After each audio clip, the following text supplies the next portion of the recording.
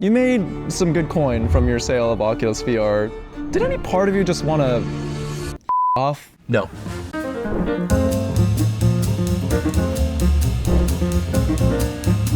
What's up, everyone? Welcome to Praying for Exits, and I'm your host, Brian Park. We're here in Costa Mesa, California, at the headquarters of Anduril Industries, which is an American defense company that specializes in autonomous systems. We have a fighter jet to my left. We have a submarine in the background. I have a lot of questions. I know you have a lot of questions, which is why I'm here to interview one of its co-founders, Palmer Luckey, and hopefully in the process we can all learn what the future of America's defense ecosystem might look like. Hey, what's up, Palmer? Hey, thanks for coming to our showroom. We've got about half the stuff that we make. Palmer Luckey, in your own words, who are you? What do you do at Anduril? My name is Palmer Luckey. I'm the founder of Anduril Industries. Prior to Anduril, I started a company called Oculus VR when I was 19 years old, living in a camper trailer, putting myself through school. And that went pretty well. Sold the company to Facebook for a few $1 billion. Okay. Moved up to Silicon Valley, was there for a few years until they fired me and decided I really wanted to work in the national security space. And so what would you say is the enduring mission of Anduril today? To radically modernize US and allied defense capabilities using advanced technology. Okay. And the idea there is we don't just want to modernize tech. We're not trying to be iterative. We want radical modernization. We want to do things that were not possible before that can be done now, today, because of autonomy, because of artificial intelligence. The thing that all these systems have in common is that they're powered by Lattice, which is the AI engine that powers all of our products. It's the one part of our company where we invest the most resources. We actually have more people working on software than hardware in Anduril, even though we have literally dozens of different hardware products. Can you point to sort of formative experiences in your childhood, or like, why are you the way you are? Like, you're tackling these problems that, you know, when you sit down, you're like, that seems fucking impossible. I don't even know where to begin. I was really fascinated by technology growing up, and like the fictional characters in media that I just ended up really liking were also people who were real tech smart. So right. I like Seto Kaiba from Yu-Gi-Oh! Because he's the elite hacker, titan, billionaire industrialist who went from building weapons to building virtual reality and augmented reality, pods and projector systems, and right. That was really cool.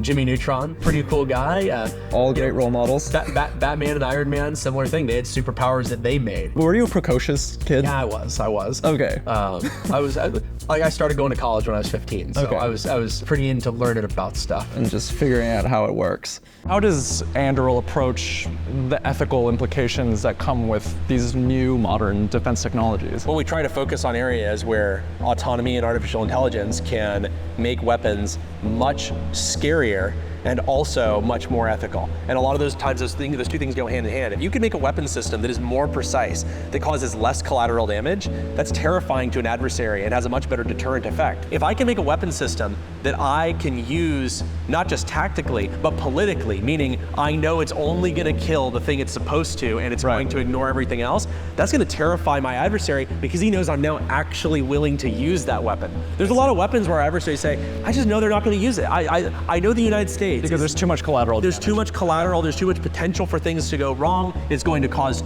too many problems. Autonomy can make weapons more terrifying and more ethical at the same time. And there's kind of this push right now where people are pushing for ethics in AI weapons. First of all, a lot of these people, they're not familiar with the fact that autonomous weapons have been deployed for decades, arguably thousands of years, but we can talk about that later if you want. But certainly they've been deployed for decades. Interesting. And so people, they push with these slogans like, well, shouldn't you agree that an AI should never pull the trigger? Shouldn't a person always be making the final kill command? Right. I totally disagree with that because if you apply that, there are so many problems that you could easily solve that will not get solved. For example, what is the moral high ground in a landmine that cannot tell the difference between a school bus full of children and an invading tank? Is it really a good thing that it's not allowed for some arbitrary regulatory reason to not know the difference between those things and act accordingly? Right. There's a lot of people who would argue, yes, that is better. And I think that a lot of them are unrealistic. What they're really wishing is, well, I don't think that landmine should be out there, period. Unfortunately, we live in a world of violence where violence is a reality. I'm tired of people pretending that economic and trade ties are enough to stop large-scale conflict. This is what we've spent the last 20 years doing, and it's a disaster, and it's led to where the world is today, and it has the chance to ruin the world we might have tomorrow. I know cosplay is another one of your interests. That's right. You like to dress up and go to conventions. What about Metal Gear Quiet draws you to her? That one was actually driven less by me being drawn to Quiet. My wife was actually cosplaying as Quiet. Okay. And I thought it would be pretty funny if I cosplayed as Quiet too. Cosplay for me, it's not just about doing what you want to do. Right. It's actually, it is explicitly an outward-facing thing. When you go to an event, you're doing it because you want to entertain other people. And so a lot of my cosplay decisions, I cosplay the things that I think people will like to see, whether they think it's funny or they think that it's interesting. That leads me to my next question. Before I even knew who you were, quick Google search Palmer Luckey, boom, you're in a bikini with a wig on. How do you stay so, I guess, genuine and you, if that makes sense? Because like, as myself, if there was ever a photo of me in a bikini with a leash on, I'm like, fuck, I need to have this buried. But you're one of the co-founders of this multi-billion-dollar company. I think I'm truly blessed to have the ability to do what I want. I think it really just boils down to that. I would not do these things if I thought that doing so would negatively impact my ability to raise money or run the company. But I've been doing it that way. I've been living my life this way. But I think over time I've realized that isn't a luxury that a lot of people have. I have investors who want me to be my honest self. Thank God for that. Right. I have employees who joined the company knowing exactly who I am and how I operate. And a lot of them, they like it. They like who I am. And so I shouldn't change it. But my new advice to people is actually consider how it will impact your ability to run your company. So you've evolved now. You're just like, play by the rules a little bit. Be smart. Be smart about it. I mean, we were talking a little bit about this earlier before we started filming, but one of the pieces of advice I give to young people is care a lot about what people think about you. Like, what would someone typically tell you? They'd tell you, always be yourself. Be yourself. Be true to yourself, and it will all work out. Don't ever moderate yourself. You just be who you are, and the world will follow. And that isn't true. You have to care what people think about you. Because if you can't convince people why what you're doing is right, why what you're doing is smart, why what you're doing matters, how are you going to get them to join your company? How are you going to build a base of employees? How are you going to raise money from investors, private or public? How are you going to convince customers? You don't have to care what everyone thinks. You don't have to care what... Just the right people. You need to care about that 1% of the world that is going to be your ride or die. How important is the design consideration of these weapons? I mean, a lot of what we're doing looks sexy because modern design sentiment has been driven by things that actually are functional. You look at Ghost, like Ghost is a hyper-functional design. People say, wow, it looks amazing. You say, well, wait a second, this is like a rectangular box. It's the easiest thing we can make. They're like, I love all these design cuts. Like, oh, you mean the lightning marks where we milled away some of the boxes to make them a little lighter? Like, obviously we want our stuff to look good. It does look very sexy. But when you make something, like the reason Ghost looks good, the reason that all these lines flow together and that you have this looking the way that it is because you're designing something that needs to be that way. Like all these modules are individually waterproof. They're individually shock-proofed. You have to have things that go well together. You have to have part lines that are very, very small. You don't want to have a whole bunch of unneeded aerodynamic protrusions. Right. I'm pretty passionate about design that is very functional, that looks good because it is functional, as opposed to like I'm building an Italian car and I'm going to accept that my car is going to have suboptimal aerodynamic performance because I'm trying to add a bunch of cool shit to make it look cool. Here, let me show you some of the other stuff that we're doing. Yeah, no, absolutely. All right, Palmer, so from my understanding, you made some good coin from your sale of Oculus VR to Meta.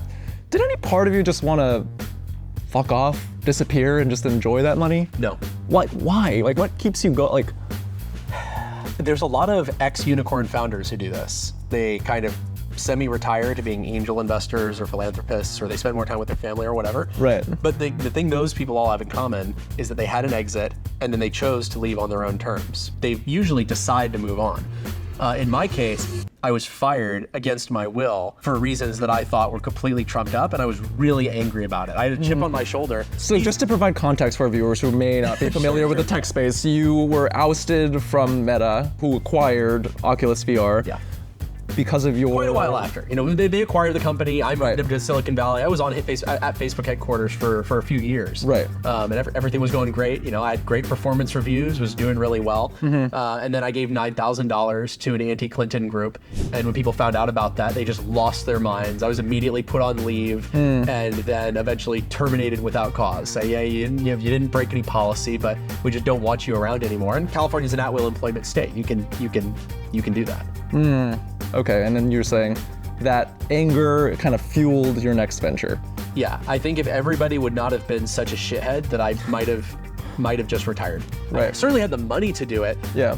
But I was so angry, and I said, I am going to prove them wrong. I'm going to show them that I am still somebody, and that I'm not a one-hit wonder, and that I can do things that nobody else can do. And so I was motivated a bit by just By rage. spite.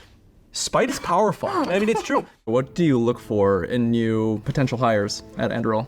Well, there's the thing that every company says, which is they want them to be mission-aligned, mission-driven people. Give me the Palmer answer. I mean, it is true. I do want them to be mission-aligned people. Well, there's a reason that almost 30% of the people who join Anduril are veterans. I don't think it's because veterans necessarily are so much better qualified to do a lot of these roles. Right. It's because these are people who truly are mission-driven. They've been in the shit. They've seen how bad things are, and they're motivated to make Anduril the company that will solve all these problems. So I really do want those things. But I also want to see people who are doing things because they want to do those things, not because they're forced to. So, for example, I give a lot more weight to a project that a college student might show in his resume that is something he did on his own time than something that he had to do as part of his government mandated education. What I really love is the guy who did his government mandated education and then he went home and in his own time with nobody forcing him, he did something incredible. That's the guy that I want, because he's the guy who wants things to exist that don't exist already because he wants it to exist, not because anyone's forcing it on him. That's how I felt I was. So if I wanted to apply to Anduril, a good approach would be to show all the comedy videos that I've made because no one told me to make them. Honestly, like you're joking, but for a lot of roles, that is actually what I would want to see. Imagine that we were hiring you for, like a communications role. That would make a huge difference. I'd say, here's a guy who's not just showing up, going to work, collecting his paycheck, and going home. Here's a guy who wants to do something because he wants to do it, because he wants it to exist otherwise, and he wants to develop skills that nobody's forcing him to develop. So, hypothetically speaking, let's say a communications role opens up at Anduril. Sure. And just based on, how comfortable you are in this interview, just the great flow, the great sound bites that we've gotten out of this, if I were to apply, I could perhaps put you down as a reference. How's that sound? Feel free. All right, everyone. That was our time with Palmer Luckey of Anduril Industries. And yeah, you've been watching Praying for Exits. And hopefully that's the last one because I'm feeling pretty good. I think I'm going to get hired by Anduril Industries. We'll see.